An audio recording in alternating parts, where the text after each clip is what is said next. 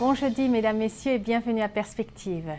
Une fois n'est pas coutume, tous les séminaristes du Canada francophone ont été invités à célébrer le 350e anniversaire du séminaire de Québec. Ils se sont rassemblés pour une semaine de ressourcement qui s'est terminée par une Eucharistie en la basilique cathédrale présidée par Monseigneur Gérald de Cyprien Lacroix, archevêque de Québec. Dans son homélie, celui-ci s'est inspiré du chant « Des générations » du groupe Mes Aïeux, chant nostalgique et critique sur la société québécoise actuelle. Monseigneur Lacroix a affirmé que ce qu'il voyait, c'était plutôt une régénération et non pas une dégénération. Un bel événement pour commencer l'année. Et à la veille de la semaine de l'unité des chrétiens et à l'occasion de la fête de Saint-Henri d'Uppsala, patron de la Finlande, Benoît XVI a reçu la délégation luthérienne finnoise venue spécialement pour cet événement. Le pape s'est inspiré du thème de cette année tiré du prophète Michée, « Qu'attend de nous le Seigneur ?» disant que ce prophète donne aussi la réponse. C'est de favoriser la justice, d'aimer la miséricorde et de suivre Dieu avec humilité.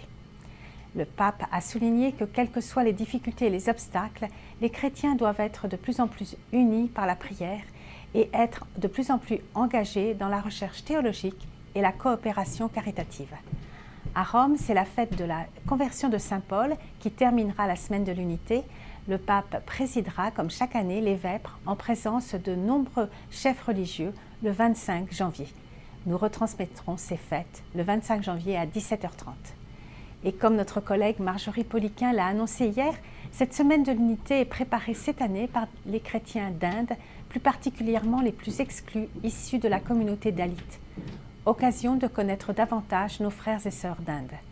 Au Canada, la semaine de l'unité des chrétiens couvre souvent les 2 dernières fins de semaine de janvier, pour avoir plus d'occasions de célébrer.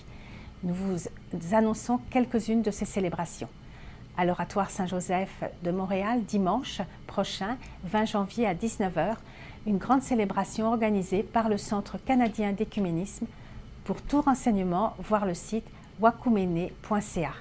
Et dans le diocèse de Saint-Jérôme, à Boisbriand, une prière écuménique à l'église Notre-Dame de Fatima, jeudi 24 janvier à 19h.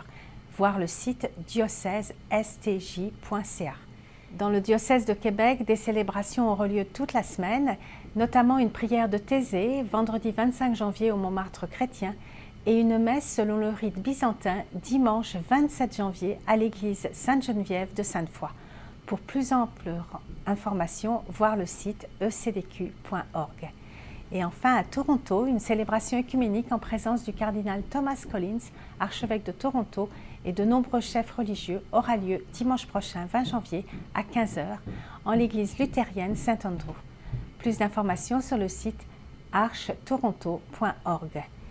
Et notre revue de presse, la revue Univers, de l'œuvre pontificale de la propagation de la foi, organisme du Vatican qui recouvre plusieurs œuvres missionnaires, a consacré son dernier numéro à la nouvelle évangélisation. Dans ce numéro, un article du père Stéphane Lemessin offre un résumé du synode sur la nouvelle évangélisation qui a eu lieu en octobre dernier avec la participation de Monseigneur Gérald de Cyprien Lacroix, archevêque de Québec, qui revient sur cette expérience d'église universelle pleine d'espérance.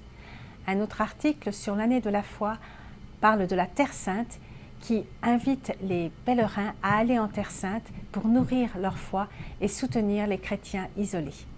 Et enfin, la revue de l'Oratoire Saint-Joseph qui a changé de format parle principalement de la paternité de Saint-Joseph et des 50 ans du Concile Vatican II. Un article aussi rend compte de la grande messe d'action de grâce pour Sainte Cathérie, célébrée le 4 novembre dernier, quelques jours après la canonisation de Sainte Cathérie Tekakoka. Célébration en 3 langues, français, anglais et mohawk, avec la participation notamment de la chorale de la mission Saint-François-Xavier de Kanawake et celle de la cocathédrale de Saint-Jean-Longueuil. Bonne semaine de l'unité des chrétiens, à la prochaine.